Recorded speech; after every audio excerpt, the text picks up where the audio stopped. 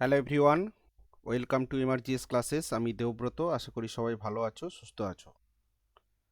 দেখো, West Bengal public service কমিশনের যে ক্লার্কশিপ পরীক্ষা, তার প্রিলিমিনারি রেজাল্ট কিন্তু আউট হয়ে গেছে। তো এই যে প্রিলিমিনারি পরীক্ষা হলো, তারপরে কিন্তু যারা কোয়ালিফাই করেছে তাদেরকে কিন্তু মেন্স পরীক্ষায় বা ক্লার্কশিপ পার্ট 2 পরীক্ষায় বসতে হবে। তো আজকের ভিডিওতে আমরা এই যে ক্লার্কশিপের যে পার্ট 2 পরীক্ষাটা হবে, যেটা কিনা ডেসক্রিপটিভভাবে হবে, তো তার প্রিপারেশান স্ট্র্যাটেজি নিয়ে আমরা কিন্তু আজকের এই ভিডিওতে আলোচনা করছি। তো চ্যানেলে নতুন হলে অবশ্যই সাবস্ক্রাইব করবে এবং বন্ধুদের মধ্যে শেয়ার করবে। দেখো, আমাদের যে ক্লার্কশিপের প্রিলিমিনারি রেজাল্টটা দিয়েছে, এবছর কিন্তু আমাদের প্রায় 89,000 কিন্তু ক্যান্ডিডেটকে পাস করেছি। প্রায় 90,000, 89,821, মানে প্রায় 90,000 ক্যান্ডিডেট ধরো পাস করেছে। ঠিক আছে, এবং এবছর কাট অফ কিন্তু অনেকটা কম গিয়েছে। ঠিক আছে, তো এবছর দুটো শিফট, দুদিন ধরে মোট 4টে শিফটে কিন্তু পরীক্ষা হয়েছিল। ঠিক আছে, এবং তার যে কাট অফ, জেনারেলে কাট অফ কিন্তু 49 গেছে। ঠিক আছে, এবং ইডাব্লিউএস এর ক্ষেত্রে আমরা যদি দেখি 11.75 কাট অফ গেছে। ওবিসি এ এবং বি এর ক্ষেত্রে 48, এসসির ক্ষেত্রে 47, এসটি 29, এইভাবে কাট অফ, এবং কোথাও কোথাও নেগেটিভ কাট অফ গেছে। কিন্তু আমরা এইখানে যে পাস করেছি, এখানে ধরে নিলাম আমাদের 10 গুণ ক্যান্ডিডেটকে কিন্তু ডেকেছে। ঠিক আছে, 10 টাইমস ক্যান্ডিডেটকে আমাদের প্রিলিমস পরীক্ষায় কোয়ালিফাই করেছে, যারা কিনা মেন্স পরীক্ষায় বসবে। কিন্তু এই যে 90,000 ক্যান্ডিডেট, এরা তো 90,000 জন চাকরি পাবে না। এক্ষেত্রে আমাদের ভ্যাকেন্সি কত, প্রায় সেক্ষেত্রে আমাদের 10 টাইমস যদি হয় 9,000 সামথিং, 9,000 থেকে কিছু কম হবে। ঠিক আছে, অর্থাৎ 8,500 প্লাস আমরা ভ্যাকেন্সি ধরে নিতে পারি, যদিও বা এটা আমাদের অফিসিয়ালি এখনও জানানো হয়নি, পরে নিশ্চয়ই জানাবে। ঠিক আছে, এবার আমাদের এই যে পার্ট 2টা কিন্তু খুব ক্রুশিয়াল। মেন্স যেটা হবে, এই পার্ট 2 কিন্তু খুব ক্রুশিয়াল, কারণ এইখানে কিন্তু অনেকেই ছিটকে যাবে। আবার অনেকে বেশি নাম্বার থাকা প্রিলিমসে নাম্বার বেশি আছে, অনেকের কম আছে। ধরো যে ছেলেটা 49 পেয়ে পাস করেছে, তার কি চাকরি পাওয়ার সম্ভাবনা একেবারেই নেই? এক্ষেত্রে চাকরি পাওয়ার সম্ভাবনা সবারই আছে, কিন্তু কে কীরকম এই পার্ট 2তে পারফর্ম করবে সেটার উপর কিন্তু পুরোটা নির্ভর করছে। আচ্ছা দেখো, আমরা কি বলে, এই যে 23-এর পরীক্ষা যেটা আমাদের চলছে, যদি আমরা বিগত যে ক্লার্কশিপ পরীক্ষা যেটা পিএসসি নিয়েছে, ঠিক আছে, অ্যাকচুয়ালি এটা 2019 সাল। ঠিক আছে, 19 সালে কিন্তু ক্লার্কশিপের একটা নিয়োগ হয়েছিল। ঠিক আছে, যেটা পরবর্তীকালে পরপর হয়েছে 19 সালের অ্যাডভার্টাইজমেন্ট। তো সেক্ষেত্রে ভ্যাকেন্সি কিন্তু ছিল 7,227 ভ্যাকেন্সি ছিল।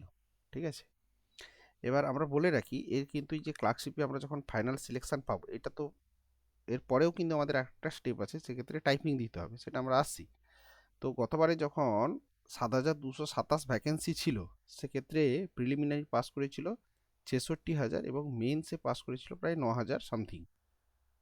ঠিক আছে, তো তারপরে ফাইনালি কিন্তু 7,227 জন চাকরি পেয়েছে, এবং এই ক্লার্কশিপের পরীক্ষাতে প্রথম ওয়েটিং ব্যাপারটা কিন্তু এসেছিল, মানে পরপর যারা নন জয়নিং পোস্টে বা যারা ছেড়ে দিয়েছিল সেই জায়গা থেকে ওয়েটিং কিন্তু এই ক্লার্কশিপ লাস্ট যে 19-এর ক্লার্কশিপ তাতে কিন্তু হয়েছিল। তো গতবারে যে নিয়োগ হয়েছিল তাতে আমরা জানি ক্লার্কশিপে ফর্ম ফিল আপ করার সময় সবাই করেছো, সেখানে 3টে জায়গা ছিল, সেক্রেটারিয়েট, ডাইরেক্টরেট এবং রিজিওনাল প্রেফারেন্স দেওয়ার একটা ব্যাপার ছিল। তো সেক্ষেত্রে সেক্রেটারিয়েটে টোটাল ভ্যাকেন্সি ছিল, মানে নিয়োগ হয়েছিল, আগে থেকে এটা ডিক্লেয়ার হয়নি, পরবর্তীকালে জানা গেছে যখন রেজাল্ট বেরোয়, 743টা পোস্টে সেক্রেটারিয়েট, 1,597 পোস্টে হচ্ছে ডাইরেক্টরেট পোস্ট, এবং বাকি 4,887 পোস্ট কিন্তু রিজিওনাল পোস্টে কিন্তু নিয়োগ হয়েছিল। এবং যেক্ষেত্রে ইউআরদের ভ্যাকেন্সি দেখো 2,000 সামথিং, 2,971, মানে প্রায় 3,000 ভ্যাকেন্সি কিন্তু ইউআর এর ক্ষেত্রে ছিল। এটা হচ্ছে লাস্ট যে 2019-এ তার কিন্তু যে ভ্যাকেন্সির ব্রেকআপ যেটা, এবং গতবারে কিন্তু প্রিলিমিনারি যে কাট অফ সেক্ষেত্রে কিন্তু অনেকটা হাই ছিল, সেক্ষেত্রে 65 কিন্তু কাট অফ। কিন্তু গতবারে যে 19-এর যে ক্লার্কশিপ পরীক্ষা, সেক্ষেত্রে কিন্তু দুটো শিফটে পরীক্ষা হয়েছিল। ঠিক আছে, একদিনে দুটো শিফটে পরীক্ষা ছিল, এবারে যেমন 4টে শিফটে পরীক্ষা হয়েছে প্রিলিমিনারি। হ্যাঁ, তো 65 কাট অফ ছিল, তারপরে 43, এইভাবে কিন্তু কাট অফটা ছিল। তো এবারে কি হয়েছে, এবারে হচ্ছে আমার 90,000 ক্যান্ডিডেটকে কিন্তু পাস করিয়েছে, ঠিক আছে। তাহলে মেন্সে ডাক পাবে কত এক্ষেত্রে? মেন্সে কিন্তু মানে মেন্স কোয়ালিফাই করবে কিন্তু যদি 8,500 হয়, তো প্রায় 10,000 জন, 10 থেকে 11,000 জন কিন্তু কোয়ালিফাই করবে, ঠিক আছে। 11,000 ধরে রাখতে পারো, যদি 8,500, 11,000 থেকে 12,000 কিন্তু অ্যাপ্রক্সিমেট মেন্স পাস করবে। তারপরে টাইপিং আছে, সেক্ষেত্রে কিছু বাদ যায়, অল্প বাদ যায়, কিন্তু বাদ যায়, গতবারেও বাদ গিয়েছিল, টাইপিংয়ে কিন্তু কোয়ালিফাই করতে পারেনি এরকম, ঠিক আছে। তো এই যে আমরা মেইনস পরীক্ষাটা দেব এক্ষেত্রে, এই ক্ষেত্রে আরেকটা জিনিস বলার আছে, এই যে আমাদের এই পার্ট 2 সিলেবাসে যাওয়ার আগে আমাদের, আমি আসছি পার্ট 2 সিলেবাসটাকে বলে দিই, তারপরে আমি আসছি।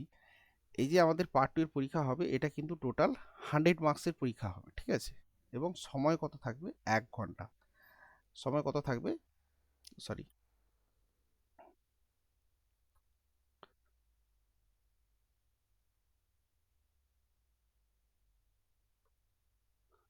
সময় কিন্তু আমাদের 1 ঘন্টা পরীক্ষা থাকবে, ঠিক আছে। 1 ঘন্টা পরীক্ষা হবে। এর মধ্যে দুটো পার্ট আছে, সেটা হচ্ছে একটা ইংলিশ এবং একটা হচ্ছে বেঙ্গলি, বাংলা, ঠিক আছে। এবং প্রত্যেকটাই কিন্তু 50 নাম্বার করে আছে। কত করে আছে? 50। মানে বাংলাও 50, ইংরেজিও 50, ঠিক আছে। এবং এটা কনভেনশনাল টাইপ, অর্থাৎ আমাদের ডেসক্রিপটিভ টাইপ লিখিত পরীক্ষা হবে, ঠিক আছে। কোনো এমসিকিউ পরীক্ষা না, এটা লিখিত পরীক্ষা। এবার ইংলিশে কি কি থাকে? একটা রিপোর্ট লিখতে থাকে, 15 মার্কস থাকে। রিপোর্টে সাধারণত দুটো অপশান থাকে, দুটো থাকে, একটা অর অর করে থাকে, ঠিক আছে, একটা লিখতে হয়। আর একটা কনসিডারিং ও prose passage, summary or precis, সাধারণত প্রেসিস লিখতে দেয়, ঠিক আছে, 15 নাম্বার থাকে। আর একটা ট্রান্সলেটার থাকে, ট্রান্সলেটিং করা থাকে, অর্থাৎ ট্রান্সলেশন বাংলা থেকে ইংরেজি, ঠিক আছে, এটা থাকে 20 নাম্বার। এবং বাংলার ক্ষেত্রে থাকে একই রকম, একটা রিপোর্ট বা প্রতিবেদন থাকে, প্রতিবেদন লেখো, এটা থাকে কত নাম্বার? 15 নাম্বার। আর একটা সামারি থাকে বা সার সংক্ষেপ, যেটা আমরা বাংলায় বলছি, ঠিক আছে, সার সংক্ষেপ থাকে, যেটা 15 নাম্বার।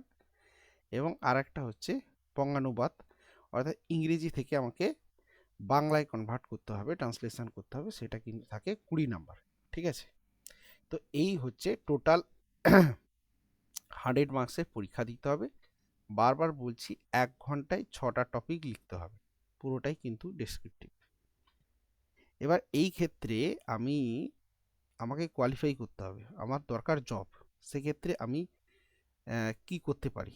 এবার দেখো, আমি আসছি, মেন পরীক্ষাটা আগে কবে হবে আমাদের এটা আগে জানতে হবে, প্রিপারেশন। কারণ প্রিলিমিনারি রেজাল্ট আউট হয়ে গেছে, আমাকে মেন পরীক্ষায় বসতে হবে, ঠিক আছে। এবার এই মেন পরীক্ষা হাতে কিন্তু খুব বেশি সময় নেই। যেটা আপাতত খবর পাওয়া যাচ্ছে, এই মেন পরীক্ষা কিন্তু ডিসেম্বর মাস নাগাদ হবে, ঠিক আছে, ডিসেম্বর 2025। তাহলে আজকে ধরে নাও এটা হচ্ছে আমার অক্টোবরের 20 তারিখের কাছাকাছি। তাহলে অক্টোবরের 20 থেকে নভেম্বরের 20, 1 মাস। নভেম্বর 20 থেকে ডিসেম্বর 20, আর 1 মাস, 2 মাস, 60 দিন। 60, যেটা খবর পাওয়া যাচ্ছে 28শে ডিসেম্বর কিন্তু পরীক্ষা হওয়ার সম্ভাবনা আছে। 28শে ডিসেম্বর, এটা যদিও বা ফাইনাল নয়, কোনো অফিসিয়াল নয়, এটা খবর পাওয়া যাচ্ছে, এর আগেও হতে পারে। তো আমাদের হাতে কিন্তু খুব বড় জোর 60 থেকে 70 দিনের কিন্তু একটা সময় আছে, ঠিক আছে। এটা বোঝা গেল যে পরীক্ষা যদি খুব হয়, তাহলে ডিসেম্বরে পরীক্ষা না হয়ে জানুয়ারি যেতে পারে। তবে ধরে রাখো ডিসেম্বর মানে 25-এর মধ্যেই কিন্তু তোমাদের, 25শে ডিসেম্বরের মধ্যেই কিন্তু তোমাদের এই ক্লার্কশিপের মেন পরীক্ষা হবে। তাহলে আমাদের হাতে আছে 60 থেকে 70 দিন, অ্যাপ্রক্স খুব বেশি হলে 70 দিন। এই 70 দিনের মধ্যে আমাকে এই মেন পরীক্ষা, অর্থাৎ যেটা কনভেনশনাল রাইটিং পরীক্ষা হবে 100 নাম্বারের মধ্যে ম্যাক্সিমাম গেইন করতে হবে, ঠিক আছে। এবার গতবারে তোমরা যদি খেয়াল করে দেখো, আমি এটা আগে বলেছি যে ফাইনাল সিলেকশন হয়েছিল, তাতে রিজিওনাল মানে প্রথমের ক্ষেত্রে কি হয়, যাদের সবচেয়ে বেশি নাম্বার থাকে প্রথমের দিকে তারা থাকে, তারা সেক্রেটারিয়েটে পায়, তারপরে হচ্ছে ডাইরেক্টর, এবং শেষের দিকে মার্কস যেটা থাকে সেটা হচ্ছে রিজিওনাল পোস্ট পায়। তো তো ফাইনাল যে কাট অফ হয়েছিল লাস্ট, সেটা কিন্তু 137 সামথিং ছিল, ঠিক আছে। মানে এটা প্রথম যে ফেজের লিস্টের কথা আমি বলছি, তারপরে ওয়েটিংয়ে পরপর অনেকবার ওয়েটিং হয়েছে, সেক্ষেত্রে আমার এটা আইডিয়া নেই। সেক্ষেত্রে আরও খানিকটা একটু কম গিয়েছিল কিছু কিছু জায়গাতে, যেমন হেলথে একটা ভালো ভ্যাকেন্সি জয়েন হয়নি, সেটা পরে জয়েন করেছিল, ঠিক আছে। তো এগুলো পরপর ওয়েটিং লিস্ট, কিন্তু আমি যখন প্রথম লিস্ট, অর্থাৎ প্রথমে যে লিস্টটা বেরিয়েছিল সেক্রেটারি ডাইরেক্টেড, তারপরে ফাইনাল রেজাল্ট রিজিওনালে বেরিয়েছিল, ঠিক আছে। তো সেক্ষেত্রে রিজিওনালের ক্ষেত্রে 137 ছিল, ঠিক আছে কাট অফ। এটা কিসের বেসিসে? আউট অফ 200, ঠিক আছে। কারণ এক্ষেত্রে তো আমার পার্ট 1 এবং পার্ট 2 দুটো মিলেই আমার মেরিট পয়েন্টটা তৈরি হয়, মেরিট লিস্ট।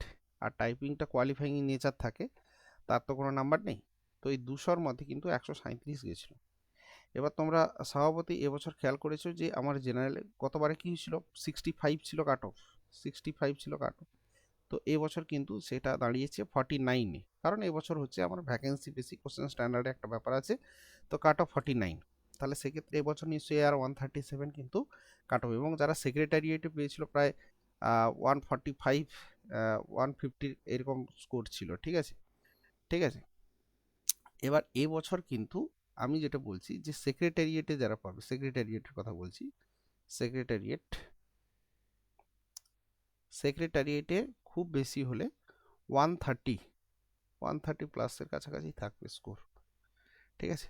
130 স্কোর কিন্তু সেক্রেটারিয়ের ক্ষেত্রে। এবার যদি আমি বলি ডাইরেক্টরেট, সেটা ক্ষেত্রে আরও খানিকটা কম হবে, ডাইরেক্টরেটের ক্ষেত্রে 125। আর যদি রিজিওনাল ধরা হয়, রিজিওনালের ক্ষেত্রে হচ্ছে 120 প্লাস এরকম কিন্তু জায়গায় থাকবে। এটা একটা অ্যাসামশান, কারণ এবারে জাস্ট স্কোর পরীক্ষা হয়েছে, ঠিক আছে। তো বিষয় হচ্ছে যারা কিন্তু যাদের স্কোর এবারে এই যে প্রিলিমিনারি পরীক্ষা, যদিও স্কোর এখনো দেয়নি, স্কোর দেবে, তো স্কোর যাদের 60 প্লাস 65 প্লাস, তাদের কিন্তু এই ক্ষেত্রে মেন্সে খানিকটা হলেও তারা কিন্তু দৌড়ে এগিয়ে আছে। কিন্তু যদি এই ডেসক্রিপটিভ পরীক্ষাকে কেউ হালকাভাবে নেয়, সেক্ষেত্রে কিন্তু তার হওয়া চাকরিও হবে না। আবার কারোর যদি কেউ 49 পেয়ে পাস করেছে এবারে লাস্ট যেটাই জেনারেল কাট অফ, সেক্ষেত্রে কেউ যদি ঠিকঠাকভাবে প্রিপারেশান নেয়, সেক্ষেত্রে কিন্তু সে সেক্রেটারি, ইভিন সেক্রেটারিয়েট বা সেক্রেটারিয়েট ডাইরেক্টরেট, অ্যাটলিস্ট রিজিওনালে কিন্তু তার চাকরি পাওয়া সম্ভব। এবার কীভাবে সম্ভব দেখো, আমি যদি সেক্রেটারিয়েটের কথা ভাবি, আমি সেক্রেটারিয়ের ক্ষেত্রে বলছি 130 আশেপাশেই থাকবে, এর বেশি যাবে না, হ্যাঁ, 1-2 নাম্বার এদিক হতে। তো আমার যে ছেলেটা এবারে 49 পেয়েছে, তো তাহলে তাকে 130 পেতে গেলে ডেসক্রিপটিভ কত পেতে হচ্ছে? 81। এবার বলবে ডেসক্রিপটিভকে 81 পাওয়া সম্ভব? সম্ভব। কতবারে পেয়েছে? অনেকেই পেয়েছে, গতবারে কিন্তু অনেকেই পেয়েছে, ঠিক আছে, ঠিক আছে। এবার যার 55 আছে স্কোর কাছাকাছি, প্রচুর জনে তো এইভাবে আছে, সবার তো আর 49 নয়, তাহলে সে কিন্তু 75, এবং 75 যারা একটু ভালো গতবারে পরীক্ষায় লিখেছিল ইজিলি 75 কিন্তু তারা স্কোর করেছে ভালোভাবে। যার এবার 60 স্কোর, তাকে 65 পেতে হবে, সরি 70 পেতে হবে। যার 65 স্কোর, তাকে 65 পেলে কিন্তু সে কিন্তু সেক্রেটারিয়েটের স্কোর কিন্তু করে ফেলতে পারবে। আবার যার এখানে 70 প্লাস আছে স্কোর, সে যদি এখানে 60ও পায়, সেও কিন্তু সেক্রেটারিয়েট পেয়ে যাবে। তাহলে একটা জিনিস বুঝতে পারছো, যার প্রিলিমিনারিতে যার বেশি আছে তার কিন্তু এক্ষেত্রে অ্যাডভান্টেজ বেশি, কিন্তু পরিশ্রম সবাইকেই করতে হবে।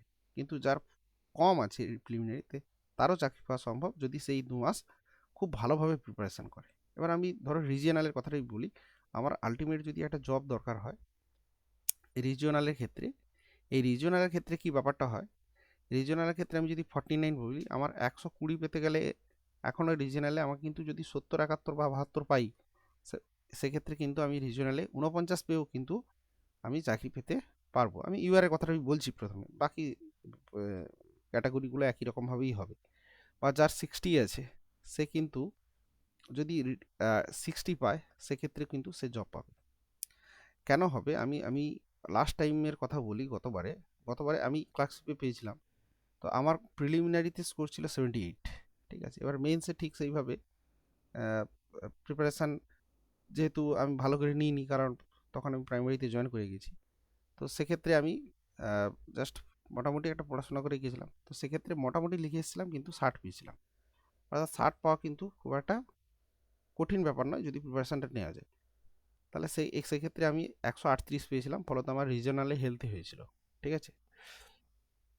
আবার আমার পরিচিত খুব একজন কাছে, সে কিন্তু 66 পেয়েছিল, প্লেন 66 এরকম স্কোর ছিল, কিন্তু সে কিন্তু 75 পেয়েছিল এই ডেসক্রিপটিভ পার্ট 2-তে।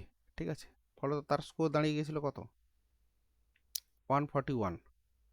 এবং গতবারে 141-এ সে কিন্তু ডাইরেক্টরেট পাওয়ার কিন্তু তার সম্ভাবনা ছিল, যদিও সে টাইপিং মিস করেছিল।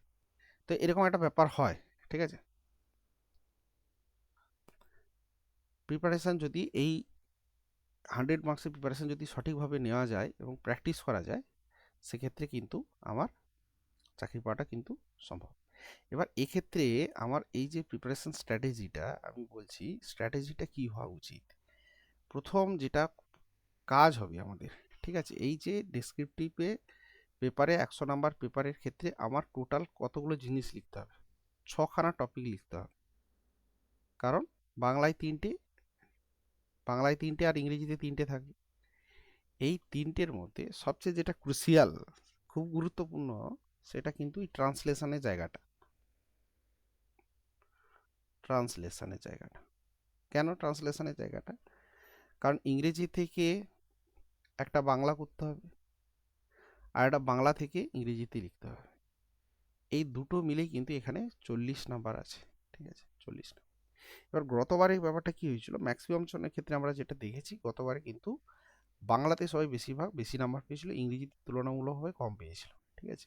মানে অন অ্যান অ্যাভারেজ সবাই বাংলাতে প্রায় 40-র কাছাকাছি পেয়েছিল, আর ইংরেজিতে 25 প্লাস মাইনাস এইভাবে পেয়েছিল। 40, 20, 60, 65 একটা অ্যাভারেজ আমি বলছি। তো গতবারের ক্ষেত্রে কিন্তু সেটা যে এবারে হবে তার কোনো মানে নেই, উল্টাটাও হতে পারে।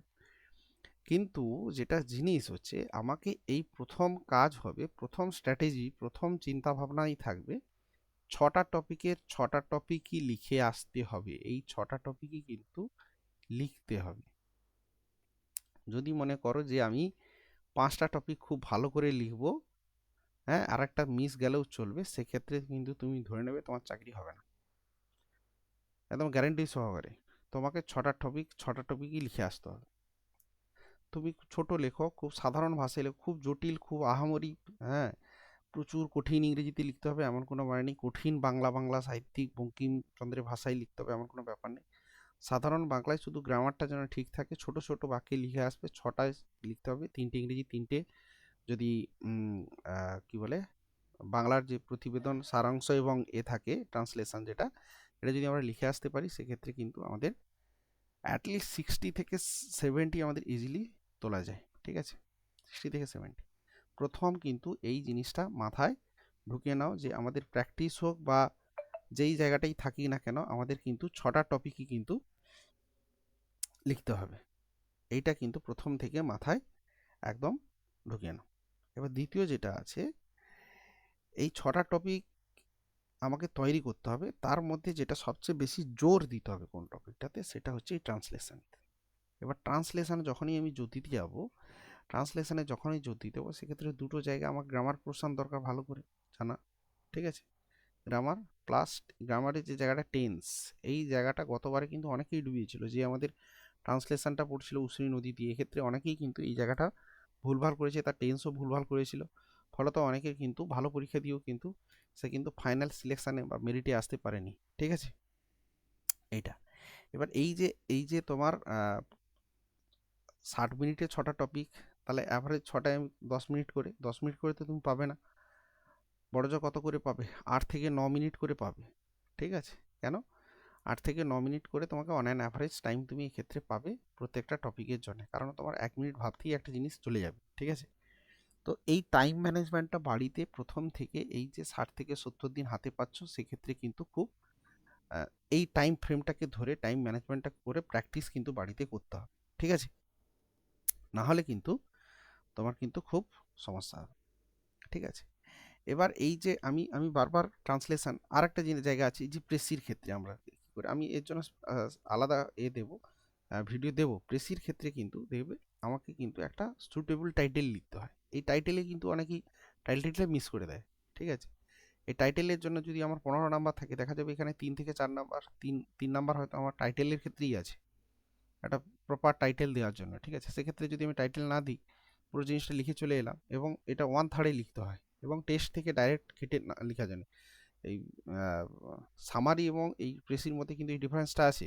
সামারি 50% হয়, কিন্তু প্রেসি কিন্তু 1/3 হয়, ঠিক আছে। 1/3 লিখতে হবে। তোমার যা গল্প দেওয়া থাকবে, যা স্টোরি দেওয়া থাকবে, তার কিন্তু 1/3 লেন্থে লিখতে হয়, এবং সুইটেবল টাইটেল থাকবে, এবং ওখান থেকে একদম ডাইরেক্ট কপি পেস্ট করা যায় না লাইন। সেক্ষেত্রে কিন্তু নাম্বার খুবই কম হয়ে যায়, ঠিক আছে। এবার এই যে জায়গাটাতে আমাদের কিন্তু একটু পেপারে লেখাগুলোর দিকে নিতে হবে, বাংলার ক্ষেত্রে রিপোর্ট হোক বা এই ক্ষেত্রে একটু বাংলা। আর ইংরেজির ক্ষেত্রে যেটা বলবো, কারণ ইংরেজির এই যে দুটো জায়গা, দুটোই তো একটা ইংরেজি ট্রান্সলেশনের জায়গা পড়ে, বি টু ই অথবা ই2বির ক্ষেত্রে, ঠিক আছে। এটার ক্ষেত্রে আমি আমি আমি তো আমার সময় যেটা আমি যে দেখেছিলাম, ডিপি ভট্টাচার্যের বইটা দেখেছিলাম, ঠিক আছে। ডিপি ভট্টাচার্যের এখানে আমি দিয়েছি এই যে বইটা, ট্রেজার ট্রোভ, বা পিকেতে সরকার কেউ দেখতে পারে, দুটো বই ভালো। পিকেতে সরকার তো ভালো বই, ঠিক আছে। এই দুটো গ্রামার বইয়ের মধ্যে যে কোনো একটা যদি দেখা যায়, বর্তমানে কি হয় ব্যাপারটা, বাজার চলতি যে সমস্ত আমাদের এই যে এই ক্লার্কশিপের যে বইগুলো পাওয়া যায়, বা আমাদের যে ডেসক্রিপটিভের বইগুলো, তাতে কিন্তু একটু বেশ বেশিরভাগ ক্ষেত্রে একটু শক্ত ভাষায়, তাদের বই স্ট্যান্ডার্ড করার জন্য একটু একটু প্যাঁচালো ভাষায় লেখা থাকে। এবার তুমি যদি ভাবো ওই রকম আমি কঠিন কঠিন লিখতে যাবো, সেক্ষেত্রে পরীক্ষায় কিন্তু এই 6টা লেখা খুব চাপ হয়ে যায়। এটা আমার ব্যক্তিগত ধারণা থেকে বলছি। উম, এবার সেটা কারোর ক্ষেত্রে কেউ ভালো লিখতে পারে, সেটা তার ক্ষেত্রে আলাদা ব্যাপার, কিন্তু আমি ইন জেনারেল কথাটা বলছি। আহ, তুমি যদি মনে করো বইয়ের মতন সব কঠিন, দেখো তুমি 50খানা রেডি করে গেলে, একটা কমন পেয়ে গেলো, সেই কমনটা তুমি খুব ভালো করে লিখতে পারলে সেই রকম ভাষা দিয়ে। কিন্তু যখন কমনের এখানে আসা না করাই ভালো, তুমি বড় জোর একটা দুটো কমন পেতে পারো, তুমি ট্রান্সলেশন কমন পাবে, প্রেসি কমন পাবে, এটা আহ, কপালের উপরে ডিপেন্ড করে কতটা কমন ডেসক্রিপটিভ পরীক্ষায়। যাই হোক, এবার গতবারে যেমন কোভিড নিয়েছিল লেখা, ঠিক আছে, পড়েছিল, যদি পড়ে যায় ভালো। আরেকটা বোধহয় সম্ভবত ফায়ার টায়ার দিয়েছিল লেখা, ঠিক আছে। এটা আবার কমন কমন যারা মোটামুটি রিপোর্ট তৈরি করে সেগুলো থাকে। তো এইগুলো কিন্তু তোমাকে রেডি করতে হবে। ট্রান্সলেশনটা খুব ভালো করে দিতে হবে। ট্রান্সলেশন করতে গেলে টেন্স ভালো করার দরকার, টেন্স এবং গ্রামার দরকার। যে পার্টস অফ স্পিচ পার্টটা থাকে আমাদের ভিডিওর ক্ষেত্রে আমরা পড়ে থাকি, সেটা ডিরেক্ট আনডিরেক্ট এই ন্যারেশন, এইগুলো একটু দেখে রাখা উচিত খুব ভালো করে। ইংরেজিটা যদি একটু ভালো করে দেখা হয়, বাংলাটা অটোমেটিক্যালি হয়ে যায়। যদিও বাংলা আমি বললাম জাস্ট শুধু আহ, এই মুহূর্তে আর গল্প বই পড়ে সেই ভাষাগান তৈরি করার সময় খুব কম। পেপার যদি কেউ পড়ে রেগুলার, এই সময়টাতে পেপার পড়াটা খুব কাজে দেয়। পেপার পড়লে ভাষা বা বানান ভুলেরও জায়গাটা কিন্তু অনেকটা কম হয়। ওই জন্য কিন্তু তোমাকে ডেইলি কিন্তু লেখা প্র্যাকটিস করতে হবে, ডেইলি মাস্ট। যদি একদম ফোকাসড হয় যে এই ক্লার্কশিপটাই আমাকে পেতে হবে, তাহলে কিন্তু তোমাকে ডেইলি রাইটিং প্র্যাকটিস করতে হবে। ডেইলি কিন্তু তোমাকে রাইটিংটা খুব ভালো করে প্র্যাকটিস করতে হবে। পেপার পড়ার দিকে জোর দাও। পেপারে তোমাদের যে শব্দগুলো আছে সেগুলোর উপরে একটু জোর দাও, নিউজ পেপারের ক্ষেত্রে, বাংলা পেপার, এখন আর ইংরেজি পেপার। তবে এই পিকে দে সরকার হোক বা কি বলে ডিপি ভট্টাচার্য, আমি এই বইটা বেশি প্রেফার করি। ট্রান্সলেশনগুলো খুব, এখানে প্যাসেজ খুব দেওয়া আছে।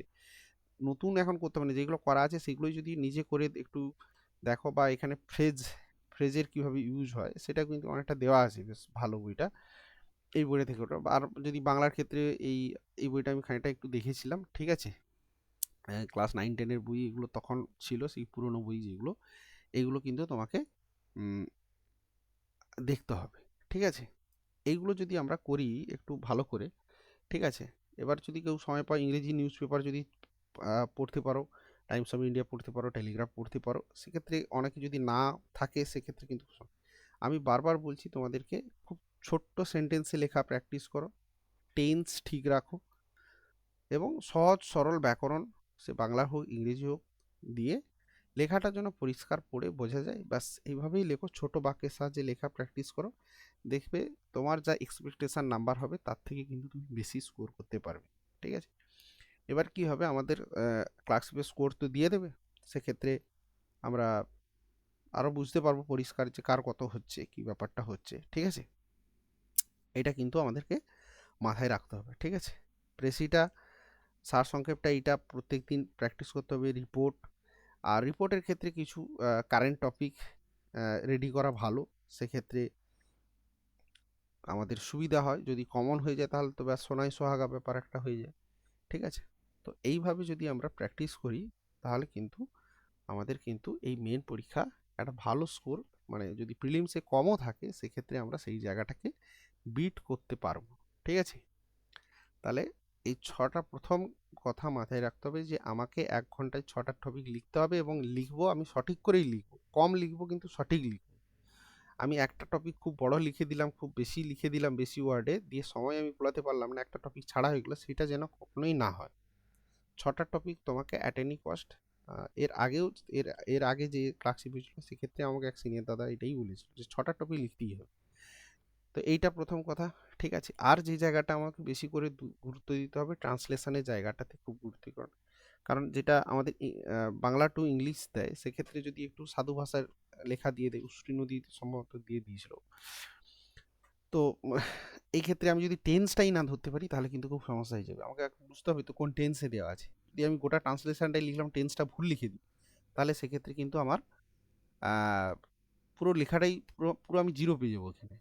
পুরো একটা ট্রান্সলেশনে প্যাসেজ প্যাসেজ থাকবে, তো এক্ষেত্রে এখানে তো সিঙ্গেল না প্যাসেজ থাকবে, তো প্যাসেজ ট্রান্সলেশনটা পুরোটা যদি আমি ভুল টেন্সে লিখে দিই, দেখা যাবে সিম্পল প্রেজেন্ট টেন্সেই দেওয়া আছে, আমি তাকে